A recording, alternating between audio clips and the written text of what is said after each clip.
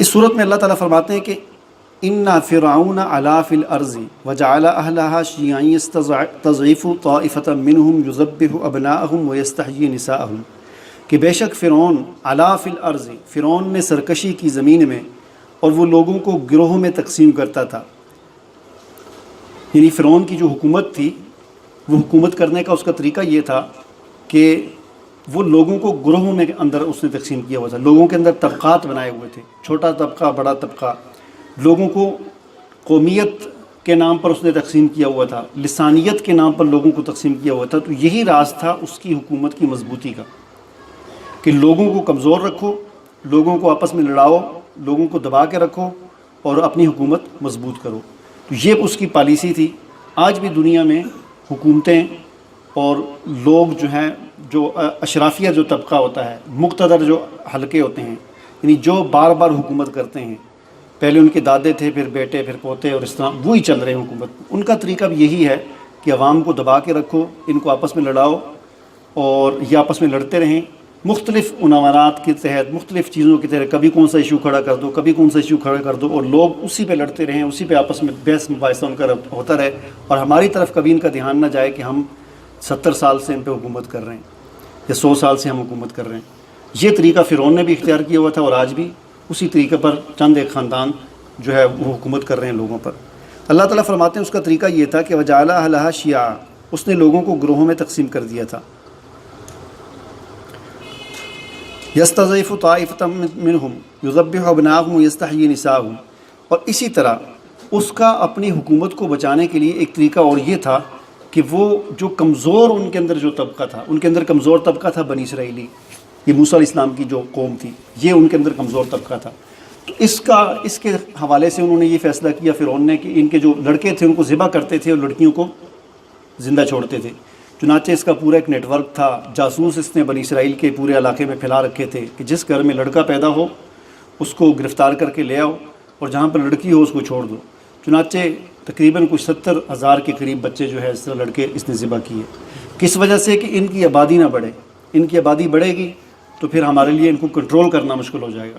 تو ان کے لڑکوں کو، مردوں کو ختم کرو، کم کرو، تاکہ ان کے اندر جو کمزوری ہے وہ اسی طرح کمزور رہیں اور ہماری جو آبادی ہے وہ بڑی رہے اور ہم ان سے طاقتور رہیں اور اسی طرح ہم ان پر حکومت کرتے رہیں.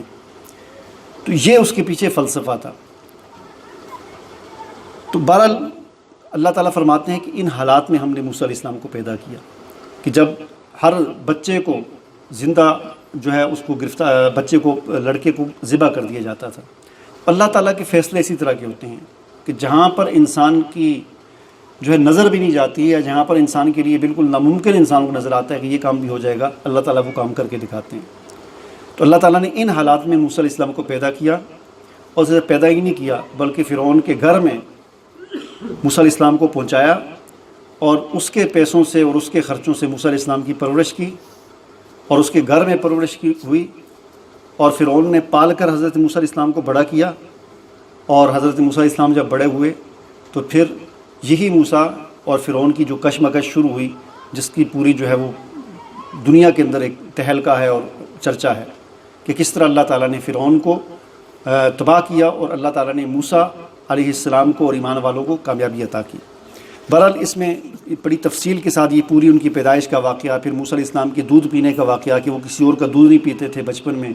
تو پھر اللہ تعالیٰ نے یہ انتظام کیا کہ ان کی ماں کو ہی، موسیٰ علیہ السلام کی ماں کو ہی فرعون کے گھر میں پہنچایا دودھ پلانے کے لیے، اور موسیٰ علیہ السلام نے اپنی ماں کا دودھ پینا شروع کر دیا. دیکھیں کیسے، یعنی اللہ ہمیں یہ بات سمجھائی جا رہی ہے کہ اللہ جو کام کرنا چاہے، یعنی ہمارا یقین اللہ کی ذات پر اور اللہ کی قدرتوں پر بٹھایا جا رہا ہے کہ جو کام اللہ کرنا چاہے اسے کوئی روک نہیں سکتا. اور اللہ وہ کام کرتا ہے کہ جس کا ہم تصور بھی نہیں کر سکتے. کیا کوئی یہ تصور کر سکتا ہے تھا کہ ان حالات میں کوئی بچہ زندہ بچے؟ لیکن اللہ نے اس کو بچایا، فرعون کے گھر میں پالا، اور دودھ پلانے کے لیے بھی ماں کو ہی مقرر کیا. یہ اللہ تعالیٰ فرماتے ہیں کہ ہم اس طرح جب ہماری قدرت و ہماری طاقت یہ ہے. بہرحال جب موسیٰ علیہ السلام بڑے ہو گئے تو موسیٰ علیہ السلام سے قتل ہو گیا غلطی سے. فرعونی جو تھے، قبطین کو کہا جاتا تھا، یعنی فرعون کی قوم کا ایک شخص موسیٰ علیہ السلام سے قتل ہو گیا، جس کی وجہ سے پھر موسیٰ علیہ السلام کو وہاں سے نکلنا پڑا اپنی، چونکہ اس کے بدلے میں فرعون جو ہے آپ کو قتل کرنا چاہتا تھا اور منصوبہ بن چکا تھا. اور فرعون کی ہی کابینہ میں سے یا اس کی ہی اندر کے کسی بندے نے آ کر موسیٰ علیہ السلام کو بتا دیا کہ آج تمہارے قتل کا فیصلہ ہو چکا ہے، لہٰذا آپ نکل جاؤ یہاں سے۔ چنانچہ موسیٰ علیہ السلام وہاں سے نکلے اور وہ دوسرے ملک میں چلے گئے، جہاں پر پھر حضرت شعیب علیہ السلام سے ان کی ملاقات ہوئی اور 10 سال تک پھر وہاں پر ان کی خدمت میں رہے، وہیں ان کی بیٹی کے ساتھ شادی ہوئی، اور پھر 10 سال کے بعد پھر واپس آ رہے تھے تو راستے میں اللہ تعالیٰ نے حضرت موسیٰ علیہ السلام کو نبوت عطا کی، اور پھر وہ نبوت جو ملی اور پھر اس کے بعد جو کشمکش جو شروع ہوئی حضرت موسیٰ علیہ السلام کی فرعون کے ساتھ، اس سب کا یہاں پر آگے بڑی تفصیل کے ساتھ اللہ تعالیٰ نے اس سورہ مبارکہ میں ذکر کیا ہے۔ اور یہ سارے واقعات ذکر کرنے کے بعد آگے آخر میں اللہ تعالیٰ فرماتے ہیں وَمَا كُنْتَ بِجَانِبِ الطُّورِ إِذْ نَادَيْنَا وَلَٰكِن رَحْمَةً مِّن رَّبِّكَ، اے پیغمبر صلی اللہ علیہ وسلم آپ تو اس وقت وہاں پر موجود نہیں تھے جس وقت ہم نے موسیٰ علیہ السلام کو کوہ طور کے پاس ہم نے آواز دی تھی۔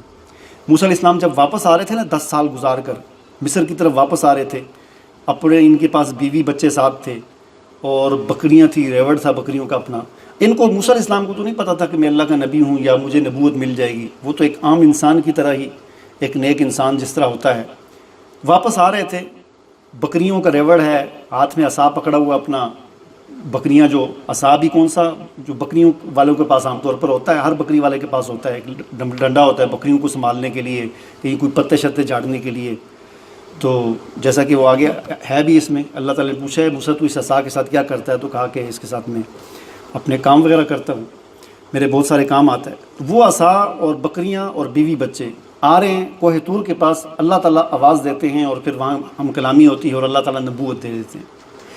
تو اللہ تعالیٰ فرماتے ہیں اے پیغمبر صلی اللہ علیہ وسلم آپ تو وہاں پر موجود نہیں تھے جس وقت ہم نے ان کو نبوت عطا کی تھی، تو آپ کیسے یہ لوگوں کو سنا رہے ہیں؟ یعنی اصل میں تو لوگوں کو بتایا جا رہا ہے نا کہ حضور صلی اللہ علیہ وسلم یہ پورے واقعات ایک ایک واقعات تفصیل کے ساتھ جو آپ کو بتا رہے ہیں، تو کیسے بتا رہے ہیں؟ کیا حضور وہاں پر موجود تھے؟ ظاہرہ موجود نہیں تھے، تو کیسے بتا رہے ہیں؟ اس طرح بتا رہے ہیں کہ اللہ تعالیٰ آپ کو وحی کر رہا ہے کیونکہ آپ اللہ کے نبی ہیں۔ تو موسیٰ علیہ السلام کے واقعات سے حضور صلی اللہ علیہ وسلم کی نبوت کو اور آپ کی رسالت کو ثابت کیا جا رہا ہے اور لوگوں کو سمجھایا جا رہا ہے کہ حضور علیہ السلام بھی اللہ کے نبی اور رسول ہیں، ان پر تم ایمان لاؤ۔